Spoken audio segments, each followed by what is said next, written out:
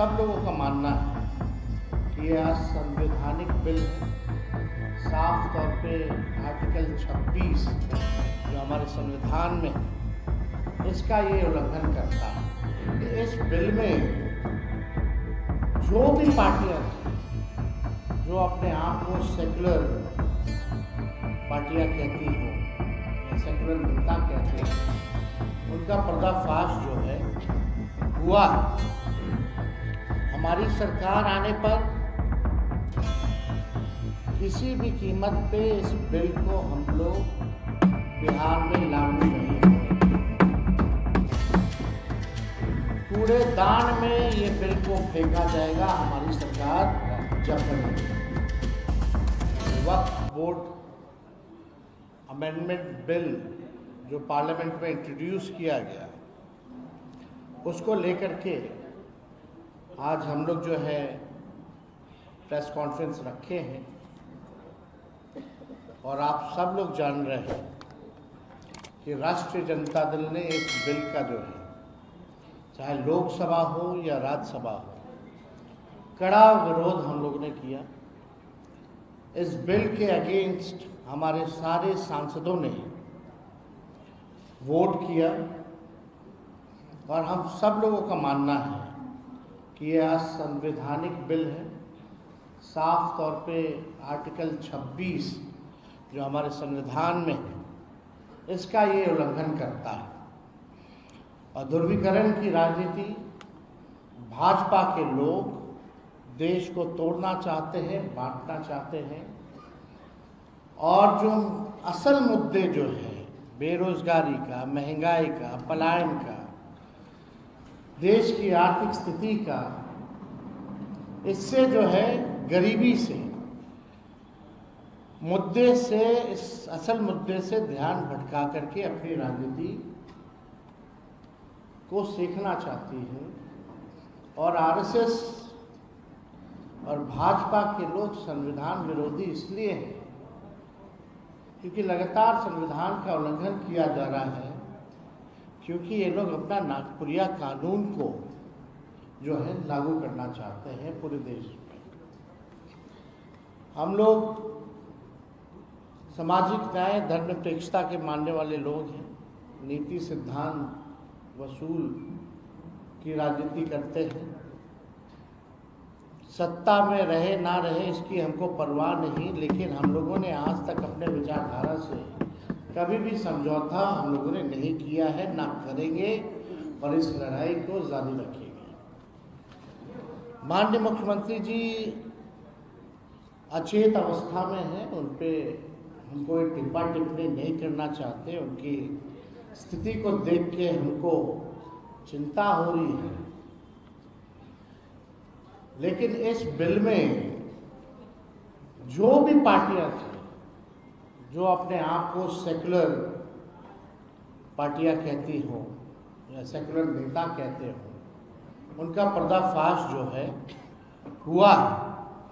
और ये दिखाता है कि ये लोग केवल अपने कुर्सी के लिए, अपने स्वार्थ के लिए राजनीति करते हैं, ना कि देश की जनता, एकता या कोई विचारधारा की राजनीति करते हैं। ये इसमें स्पष्ट हो गया। अब कोई कितना भी आकर के जस्टिफाई करे कि नरेंद्र मोदी जी और भाजपा के लोग जो है मुसलमानों का भला चाहते हैं और ये बिल जो है उनके पक्ष में है, तो कोई जो है मानना का काम नहीं करेगा। ये सच्चाई है। तो हम आप सब लोगों को बताना चाहेंगे, सूचना देना चाहेंगे कि जिस प्रकार से आरक्षण की लड़ाई, पिछड़ों का, अति पिछड़ों का, दलित आदिवासियों का जो हम लोगों ने 65% बढ़ाया था, जो बीजेपी आकर के रुकवाने का काम की साजिश के तहत आज ये कोर्ट में है और हम लोग कोर्ट चले गए, यानी आरक्षण की लड़ाई के लिए हम लोग कोर्ट गए, सदन में भी आवाज उठाया, सड़क पर भी उठाया। ठीक उसी प्रकार से जो अन्याय जो हो रहा है हमारे मुसलमान भाइयों के साथ, इसको लेकर के राष्ट्रीय जनता दल जो है आज हम लोग कोर्ट गए हैं, सुप्रीम कोर्ट गए हैं इस बिल के खिलाफ। तो पहली सूचना ये है। अब आप बताइए, दिन रात जो लोग मुसलमानों को गाली देते हैं, खुलेआम टीवी पे गाली देते हैं, संसद में इनके सांसद मुस्लिम सांसदों को मुल्ला जिहादी बोलते हैं, इनके सांसद और केंद्र मंत्री गोली मारो सालों को नारा ऐसी नारों का जिक्र करते हैं, प्रधानमंत्री कहते हैं इन्हें कपड़ों से पहचानो, प्रधानमंत्री कहते हैं मंगलसूत्र छीन लेगा, इनके बिहार के बछौल कहते हैं कि इनको चुनाव का वोटिंग का अधिकार छीन लेना चाहिए, होली में बाहर मत निकलो। और ये लोग ढोंग कर रहे हैं मुसलमान भाइयों के हितैषी होने का। ये हम सब पूरे देश की न्यायप्रिय जनता ये जानती है कि असल मुद्दों में से ध्यान कैसे भटकाए, इसलिए जो है ये बिल जो है लाया जा रहा है। हमारी सरकार आने पर किसी भी कीमत पे इस बिल को हम लोग बिहार में लागू नहीं होने देंगे, किसी भी कीमत पे।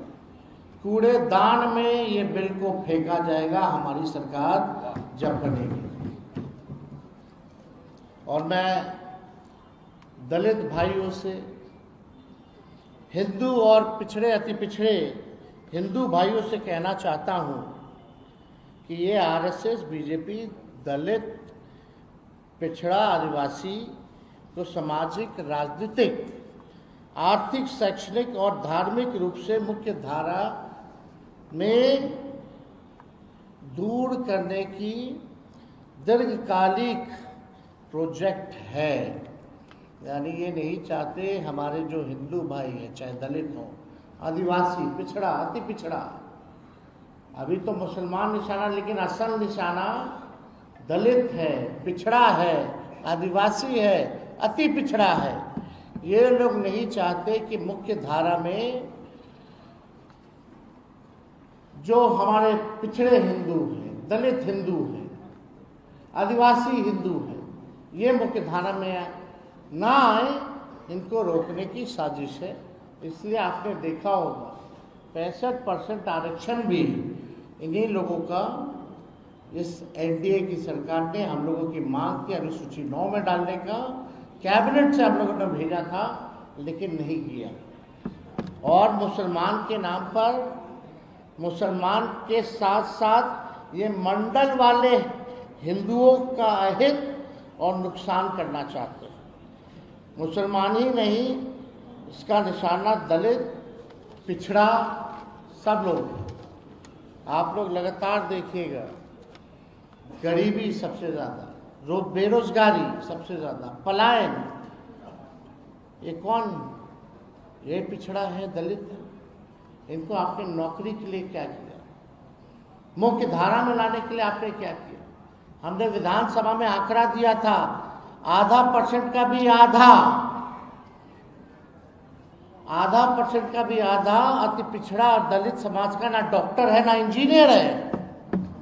ये बिहार में ये स्थिति है। आप इनके लिए क्या योजना ला रहे हैं? इनको कौन आगे बढ़ाएगा?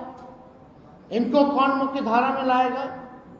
इसलिए हमारा स्पष्ट रूप से हमारा मानना है कि मुसलमान के बाद तो ये ईसाई, सिख, सब पर ये हमला बोलेंगे, लेकिन खास तौर पे जो मंडल हिंदू हैं, जिनकी 80% आबादी है, उस पे ये लोग जो है निशाना जो है टालने का काम करेंगे। इनका आगे का फ्यूचर का इनका प्रोजेक्ट है।